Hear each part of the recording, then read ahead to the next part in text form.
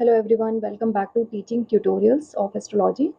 तो ये दशा सिस्टम का पार्ट 2 है, दूसरा वीडियो है। हमने पहले वीडियो में बात की थी कि दशा क्या है और इसकी इम्पोर्टेंस क्या है, क्यों देखना ज़रूरी है। और हमने ये भी बताया था कि कुछ टाइप्स होते हैं दशा सिस्टम के, जिसमें से हमने विमशोत्री दशा सिस्टम को यूज़ करना बताया था कि महर्षि पाराशर जो हैं इसको यूज़ करते थे और क्यों यूज़ करते थे। उसका 120 इयर्स के साइकिल के ऊपर हमने बात की थी, तो उसको हम और डिस्क्राइब करके थोड़ा-सा समझेंगे। तो विमशोत्री दिशा सिस्टम जो है, वो उसकी ज्योतिष में क्या इम्पोर्टेंस है, थोड़ा-सा हम इसके बारे में बात करते हैं। जैसे अ, सबसे ज़्यादा यूज़ होने वाला ये सिस्टम है। इसी मतलब दशा सिस्टम को सबसे ज़्यादा लोग यूज़ करते हैं। और इसमें आपको कुछ चीज़ों के आंसर्स मिलेंगे, जैसा कि हमने बात किया कि भई ग्रहों का ऑर्डर क्या है, ये भी हमने आपसे कहा था कि ग्रहों का सीक्वेंस क्या है। हर किसी की जो दशा है वो कितने साल की होती है, जन्म के समय पहली महादशा कैसे डिसाइड होती है, तो इसको हम शुरू करेंगे। सबसे पहले हम बात करेंगे विमशोत्तरी दशा क्या है। तो कुछ दशा सिस्टम्स हमने लास्ट वीडियो में भी देखे थे, जिसमें विमशोत्तरी दशा, अष्टोत्तरी, योगिनी, कालचक्र, चरदशा, कई तरह की दशा होती हैं। लेकिन अगर आप किसी भी प्रोफेशनल एस्ट्रोलॉजर की प्रेडिक्शन देखेंगे तो ज़्यादातर केसेस में विमशोत्तरी दशा सिस्टम का ही यूज़ किया जाता है। विमशोत्तरी का अर्थ होता है 120 यानी कि 120, यानी इस दशा सिस्टम का पूरा साइकिल जो है वो 120 इयर्स का माना गया है। इन 120 इयर्स को 9 ग्रहों में डिवाइड किया गया है और हर ग्रह को एक फिक्स टाइम पीरियड दिया गया है। जीवन में एक समय पर एक ही ग्रह की महादशा चलती है और जब उसका टाइम लिमिट पूरा हो जाता है तो उसके बाद नेक्स्ट महादशा अकॉर्डिंग टू सीक्वेंस शुरू हो जाती है। तो बेसिकली हम यहाँ बात करेंगे कि 9 प्लैनेट्स एंड 120 इयर्स का सिस्टम, इसको हम कैसे डिवाइड देख रहे हैं। महादशा का मतलब तो ये नहीं समझना है कि वो ग्रह सबसे पावरफुल हो गया। इसका मतलब ये है कि उस समय उस ग्रह, वो जो ग्रह एक्टिव हुआ है, वो लाइफ में सबसे ज़्यादा अपने रिजल्ट्स देगा। ठीक है? पावर से इसका लेना-देना नहीं है। वो अपने रिजल्ट्स देने के लिए तैयार है, उसको अथॉरिटी में ला दिया गया है। अब वो अपने अकॉर्डिंग रिजल्ट्स देगा। अच्छे, बुरे, कमज़ोर, स्ट्रेंथ वाले या अ, अफ़्लिक्टेड वाले, जैसे भी रिजल्ट्स देगा, बट उसका टाइम पीरियड आ गया है, तो वो अपने कार्यकाल में अपना जो कहते हैं ना, कोई भी व्यक्ति को अपना कोई डिपार्टमेंट का हेड बनाया, तो वो अपने टाइम पर अपने हिसाब से रिजल्ट्स देगा। अब व्हाई 120 इयर्स? देखिए, ये हमने थोड़ा-सा बात किया था पहले भी कि भई शास्त्रों में मनुष्य की जो पूर्ण आयु है, उसको 120 इयर्स मानी गई है, ठीक है? इसी आधार पर महर्षि पाराशर ने इसे इस पूरे दशा साइकिल को 120 इयर्स रखा, ठीक है? इसका मतलब ये तो नहीं है कि भई हर व्यक्ति 120 साल जीता है, नहीं। इसको एक तरह से इसका मतलब केवल इतना है कि यदि कोई भी व्यक्ति पूर्ण आयु तक जीवित रहे तो वह 9 ग्रह यानी कि 9 प्लैनेट्स की सभी महादशा का पूरा एक्सपीरियंस कर सकता है। ज़रूरी नहीं कि सभी उस टाइम तक रहते हैं, लेकिन अगर कोई रहता है तो उसे पूरे यानी कि जो 9 प्लैनेट्स हैं उनकी पूरी अवधि, पूरा जो टाइम पीरियड है उनको उसकी पूरी साइकिल को एक्सपीरियंस करेगा।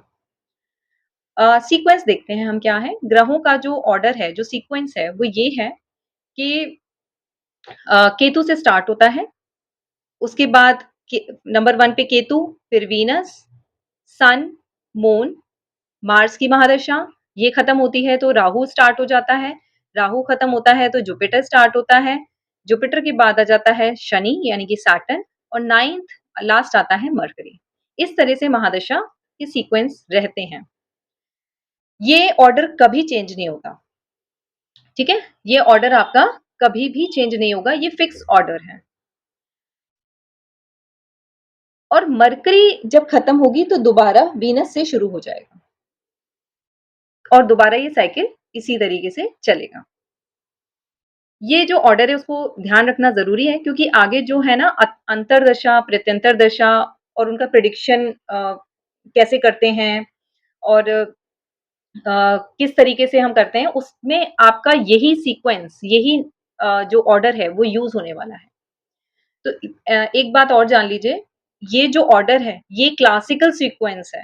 विमशोत्तरी दशा सिस्टम के लिए ही है स्पेशली। इसका एस्ट्रोनॉमिकल ऑर्डर से कोई लेना-देना नहीं है। हर ग्रह की महादशा कितने साल की होती है, अब हम वो देखेंगे। देखिए, सबसे पहले हमने केतु की बात की थी, तो केतु की महादशा 7 साल की होती है। वीनस की महादशा 20 साल की होती है, सन की 6 साल की, मून 10 साल का पीरियड लेके आता है, मंगल 7 साल का। राहु 18 और जुपिटर 16, देन सैटर्न 19 और मरकरी 17। इस तरह से ये महादशाएँ चलती हैं और जब हम इन सभी को टोटल करेंगे, आप इसको पूरी महादशा टोटल कीजिए 7 + 20 + 6, 7 + 20 + 6 + 10, अगेन 7 + 18 + 16 + 19 + 17। जब इसका आप पूरा टोटल करेंगे, तो इसका जो जोड़ है वो आएगा 120।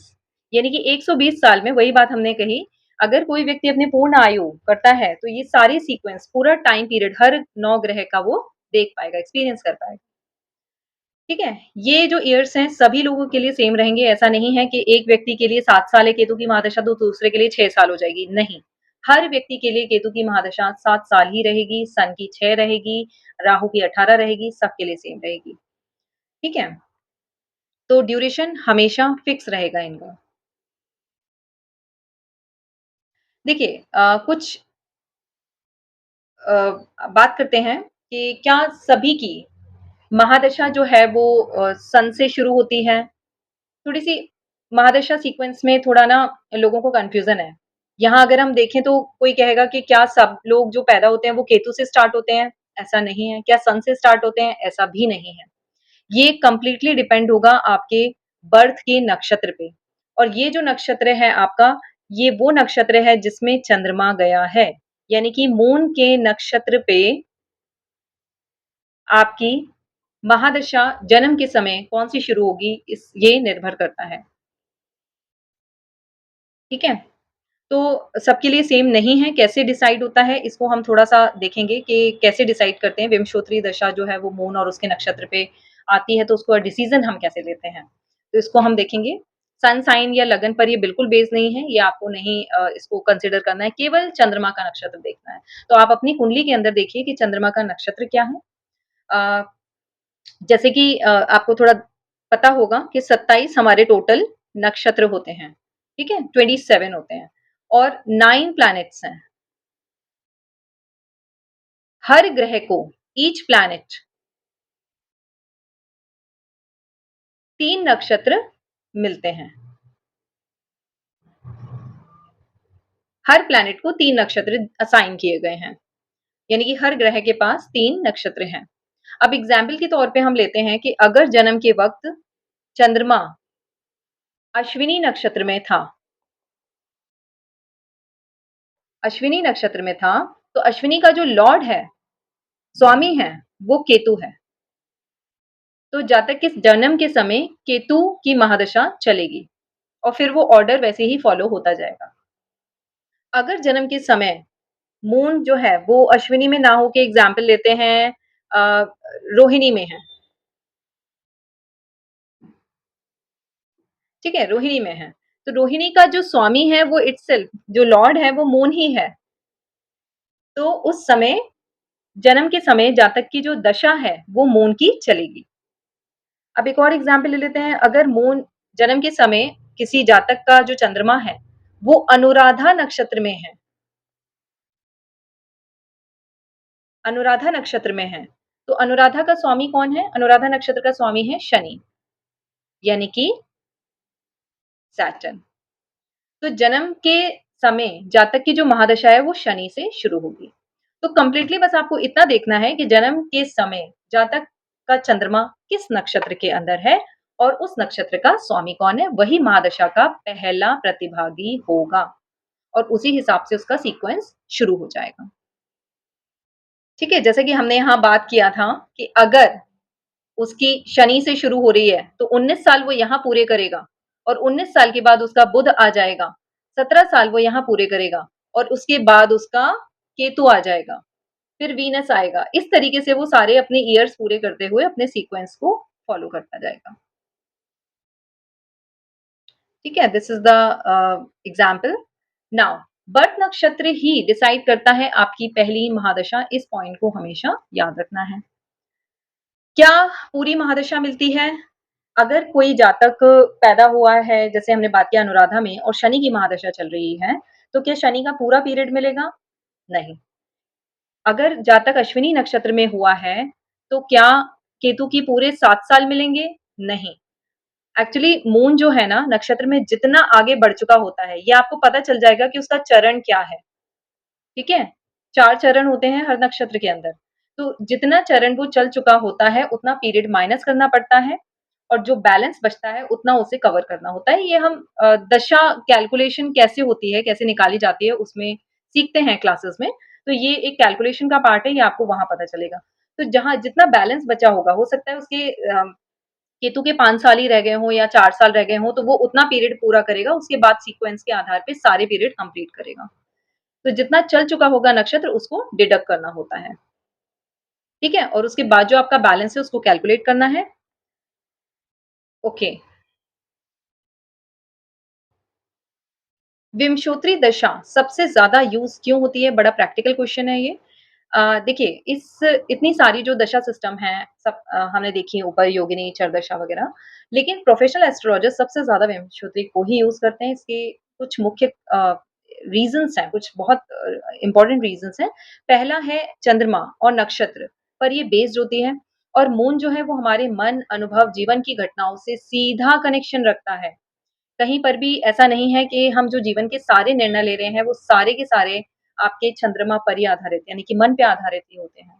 तो लगभग हर प्रकार की जो सामान्य प्रेडिक्शन है, जैसे हम करियर की बात करते हैं, marriage, health, education, business, children, ये सारे इन सब रिज़ल्ट्स जो हैं, वो सब मून के नक्षत्र पे डिपेंड होंगे। तो जैसे हमने बात की थी कि महर्षि पाराशर ने इसको सामान्य जो हमारी जन्म कुंडली है, उसके लिए सबसे ज़्यादा एप्लीकेबल माना है, इसलिए ज़्यादातर विंशोत्तरी दशा सिस्टम यूज़ होता है। तो इसको अब हम वीडियो को एंड